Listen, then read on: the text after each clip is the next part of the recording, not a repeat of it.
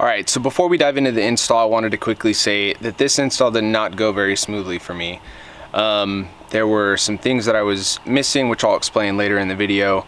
And then I got on a time crunch, so filming kind of took a back seat. However, when I was done with the install, I went back around and explained everything to the best of my ability to show you what I did and how I got this all done.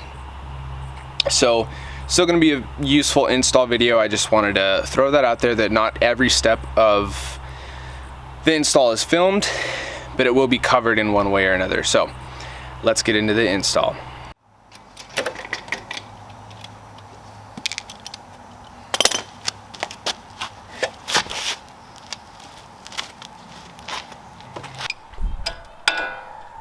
So the first thing you want to do is get the sway bar out of the way. You're going to want to do this on both sides at the same time, because that needs to be able to pivot up and out of the way in order to get the strut out.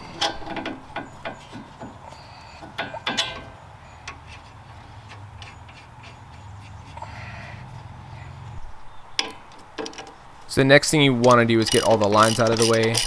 There's one connected to the upper control arm, and then there's one right next to where the sway bar is mounted. Both of those need to come off. The bolt on the upper control arm is a 10mm, and the one on the spindle is a 12mm. The next step is the lower bolt on the strut. This is a 19. You should actually be able to remove it without having to have a wrench on the opposite side. But just in case you do, they're both 19mm. After the lower bolt is done, there's 3 bolts on the top of the strut. They're all 14mm, and it is extremely beneficial to have a ratcheting wrench in for these, otherwise it's gonna take you forever. Next is the ball joint bolt on the upper control arm. This one you want to loosen up, but leave at the very end of the bolt, and then you're going to hit the spindle with a mallet or a hammer to break it loose, then get a pry bar in there, hold the upper control arm down, and finish removing the bolt. Then slowly relieve pressure on the upper control arm till the ball joint comes out, and then you're done there. Now it's time to remove the upper control arm, which is as much of a pain as everyone says it is. You want to get all the liners out of the way, and then you're going to start bending the pinch weld, or where the engine compartment metal meets the fender well. You're going to start bending that out of the way towards the front of the vehicle, where that bolt's going to slide through. Then you loosen it up with a 19mm and do everything you can to just push it through out the other side of the upper control arm.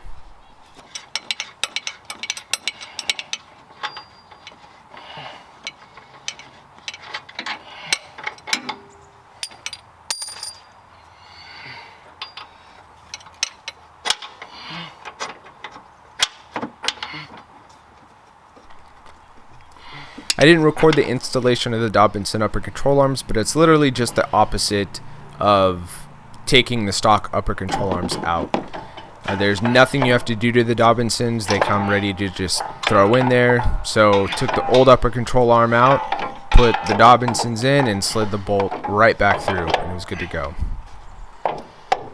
And at this point, you are ready to put the strut in.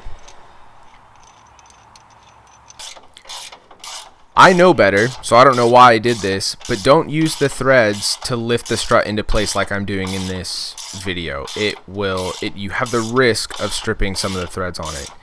Instead, lift the strut into place where it's going to sit, then tighten everything down.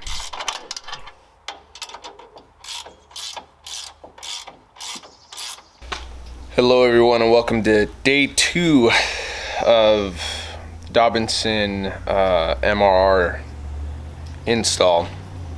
Really trying to get away from like talking to the camera. I really like to do more of the narration type videos, but yesterday was a struggle. So I wanted to talk you through what happened with the front end, because filming kind of was put on the back burner trying to figure this stuff out. Kind of the main issue with yesterday was Dobinson doesn't give you any instructions. So I've done the suspension quite a few times, but never with a remote reservoir, and figuring out how I was supposed to route that was kind of difficult. So I had to take the upper control arms, I put them on, and then I had to take them back off so I could route it differently, and then put them back on. So it was kind of that whole thing. And they also didn't send me the proper mounts, so I had to figure out where I was going to mount the remote reservoirs for this thing. So I got all that figured out, but I didn't really film it, so I want to walk you guys through that right now. So the tube for the remote reservoir is going to run in between the strut tower and the upper control arm. So it runs right in there, comes behind the top of the strut where the rebound adjuster is up here, and then it mounts over here. So the mount I was supposed to get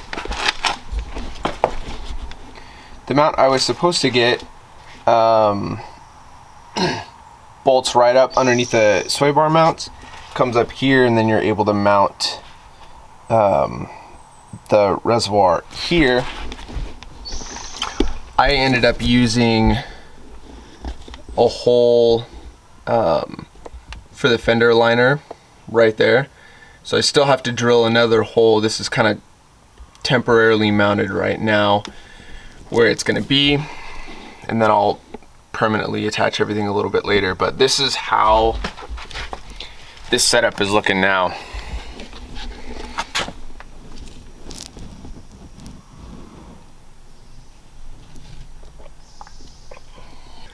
So if you end up doing this kit, I hope that helps you. That was the biggest pain. Everything else was pretty simple. The driver's side upper control arms definitely broke my soul yesterday, but once you get it done once and figure out, you know, what you need to do, it's pretty easy after that. So let's get to the rear of the truck. Should be pretty easy. I'm literally just swapping everything out. Same issue with the mounts. I don't have vehicle specific mounts, so we're gonna have to drill into the frame, and I don't know if I'm gonna tap it or if I can drill through. I don't know if it's a boxed frame back here or...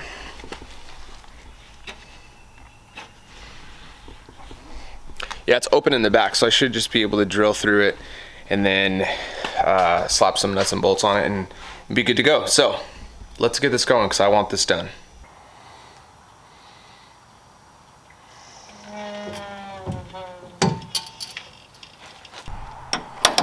First thing we'll do is remove the shocks in the rear. So they are a 17mm bolt up top, and you're going to need an Allen wrench to actually hold the shock in place.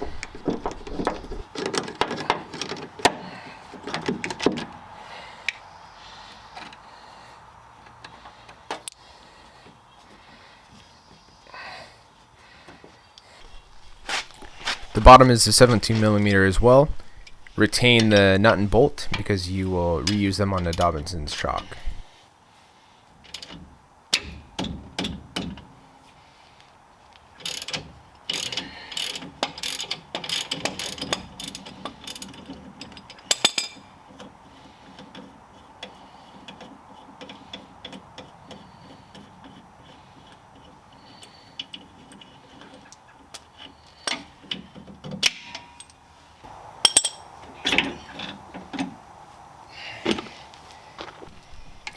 The Dobinson shock comes with a couple of spacers for the rear, so pick which one fits your application, put it in the lower portion of the shock, and then put it in the shock perch.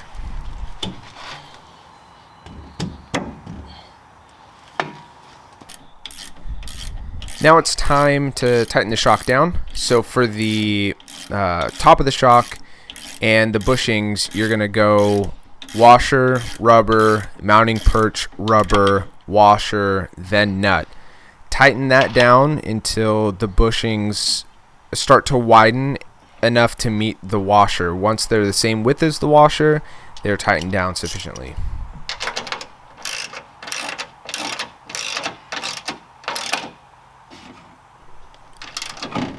Now it's time to remove the U-bolts and the rear leaf packs.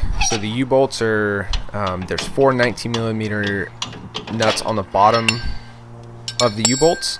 So remove those, then the axle will drop, and then there's 19mm bolts, 1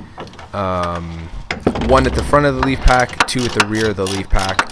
You want to loosen all 3 of them because you need the shackle to be removed from the stock leaf pack and put on the Dobinsons leaf pack. Another thing I would say at this stage, don't attach the lower portion of the shocks on either side. You want that axle to be able to move around and drop lower than the shocks will allow to be able to get the Dobinson leaves in. Once the leaf springs are in place and slightly tightened down, now it's time to put the axle in place. So there's a pin on the bottom of the leaf pack that is going to slide into a hole on the mounting surface of the axle. So make sure those are lined up. Put the axle in place and then put the U-bolts on. The U-bolts need to be torqued down to 70 foot-pounds, and you want to make sure that there is an equal amount of thread showing on all 4 of the bolts. So go in kind of a star pattern and get them all torqued down to 70 foot-pounds. Put the wheels on, drop the vehicle down to its weight, and torque all of the leaf spring bolts to 103 foot-pounds. Alright, so I hope that was helpful. I'll do a review when I have a few more miles on the truck. I have a couple trips planned, so I'll be able to really test that out. One of them is going to be pretty big, so hopefully probably mid-September, late September, I'll release a review of this kit. Initially, I have to say it's a little bit softer than stock, just driving it normally, but the rebound is like it holds itself. It's much more composed around corners with the rooftop tent and the weight being up top. It doesn't feel floaty or anything like that like it did with the stock kit or even with the 5100s. So it feels a lot better in that regard. And then as soon as you start like really hitting stuff hard, I haven't had it off road yet, so the only thing I've hit hard is some speed bumps, but it just soaks it up. It's so comfortable through all that. So really excited to get out there and really test this kit. But so far I'm extremely impressed with the performance of it. So again, I hope you liked the video. Like, comment, subscribe, and I'll see you guys in the next one.